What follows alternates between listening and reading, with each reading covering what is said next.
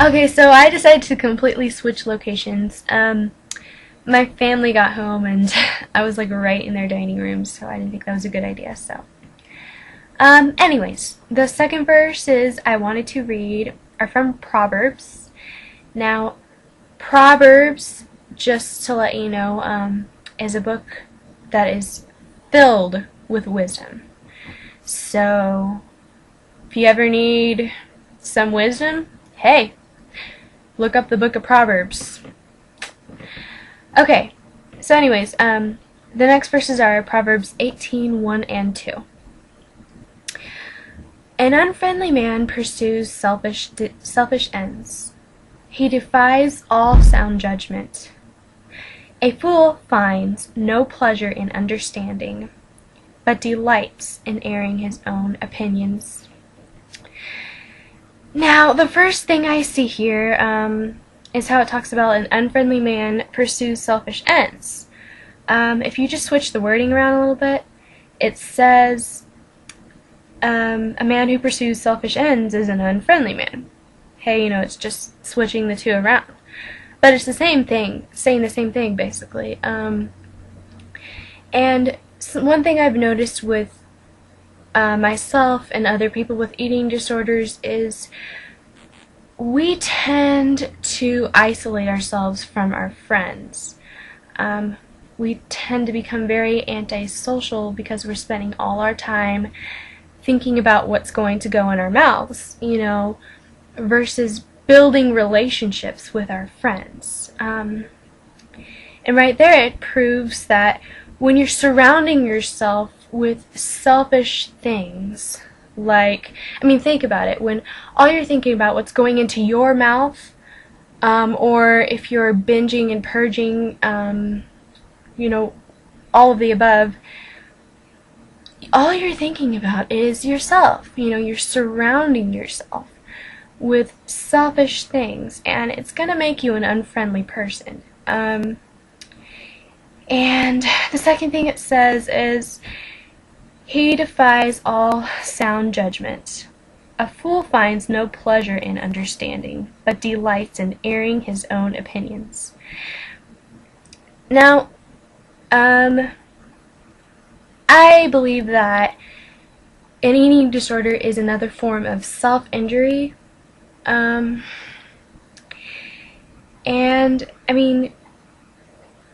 when you know that,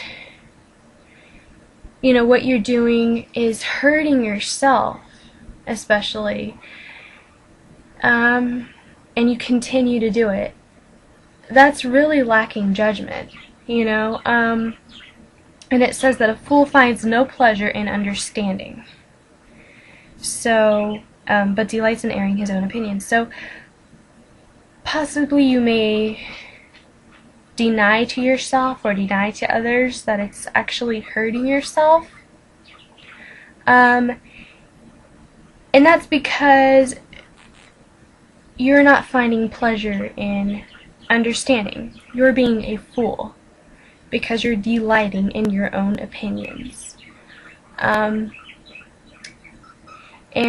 that can go in many, many ways, but in this case, with the eating disorder, when you're continuing with it, even if you've had others warn you against it or tell you what you're doing is hurting yourself, you're blocking out the judgment, you're blocking out wisdom, you're being a fool.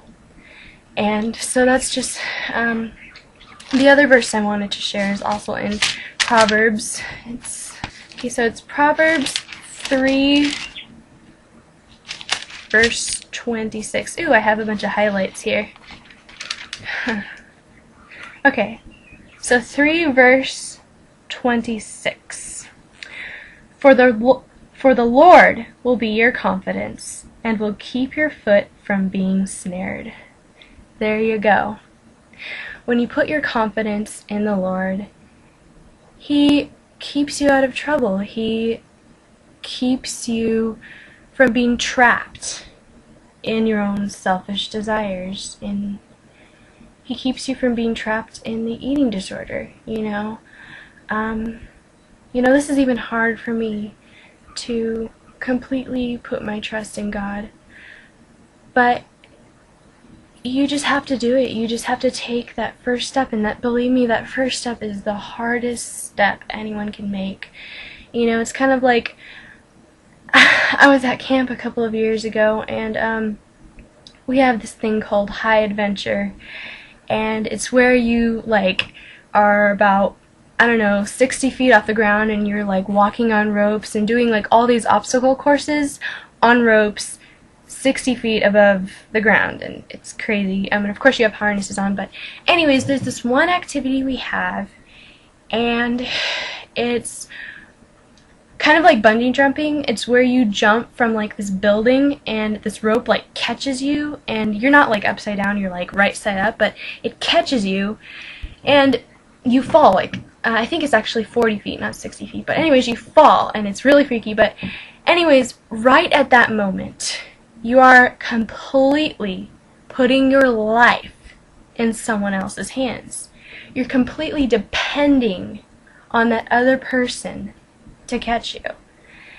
And you know, I think that that's kind of like our situation with putting our trust in God. It's really hard to make that first step. And when you're trusting God, you know, you're just completely putting your trust in Him. You know, you're putting your life in His hand. And I think the difference, which makes, you know, putting your trust in God a lot harder than this, is you can actually see the person on the other end. You know, you can see and you know that He's right there saying, I'm gonna catch you.